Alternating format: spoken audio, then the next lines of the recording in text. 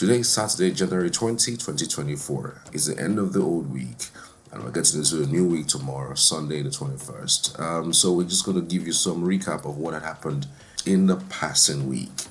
We know about the very, very significant games that have been going on in the African Cup of Nations. I'm talking about Nigeria beating Ivory Coast, something that we rarely do, but we were able to do it with the penalty in the second half by Truce Ekong. We also know about the devastating explosion that happened in Oyo State. It was so devastating that it shook an entire local government. It was that bad. I even heard someone say that they had that explosion from Lagos.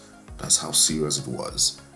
And then we also followed the story of insecurity going on. The alarming number of abduction this week is something that a lot of people have spoken about.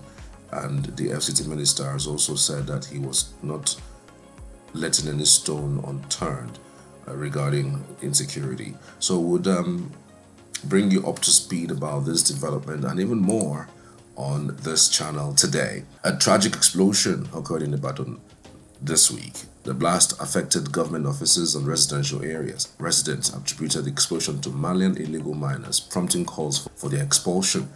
Governor Seyi Makinde also linked the incidents to illegal mining, revealing foreign names in company documents. And elsewhere, the rising wave of kidnappings across Nigeria ignited widespread concern and demands for decisive government action. Stakeholders, including the Supreme Council for Sharia, South-South governors, and the National Association of Nigerian Students have called on the federal government to address the escalating crisis. Kidnappings, once confined to the northwest, have now spread to Lagos, Ogun Delta, and the Federal Capital Territory. In a thrilling African Cup of Nations encounter, Nigeria secured a 1-0 victory over Ivory Coast, courtesy of William Truce Ekong's second half penalty.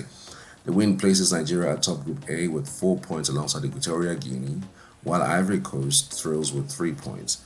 Truce Ekong converted the penalty after a VAR reviewed foul on Victor Osimhen. In this same week, in a prelude to the 2025 governorship elections in Anambra State, Governor Chukwuma Soludo's suspension of traditional rulers for conferring a chieftaincy title on opposition figure Senator Ifeanyi Ubah has triggered heightened tension.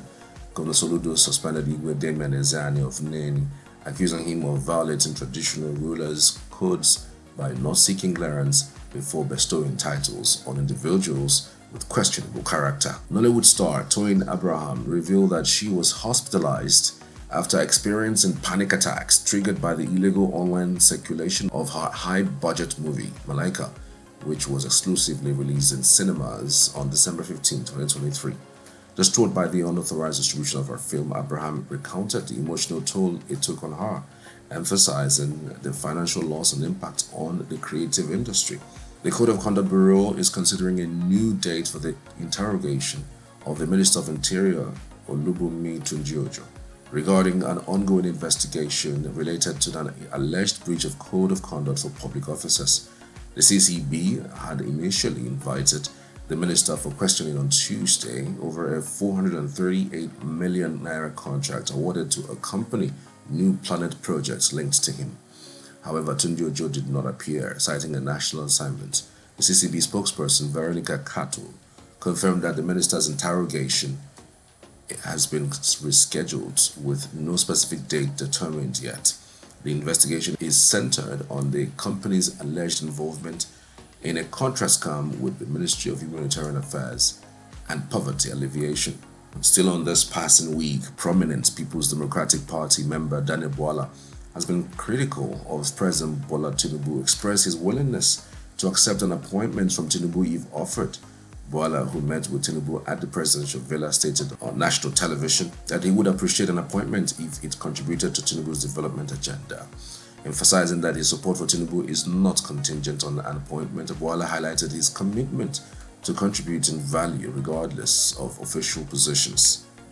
And those were the news that rocked this passing week. You can tell us in the comment section which one caught the most attention for you.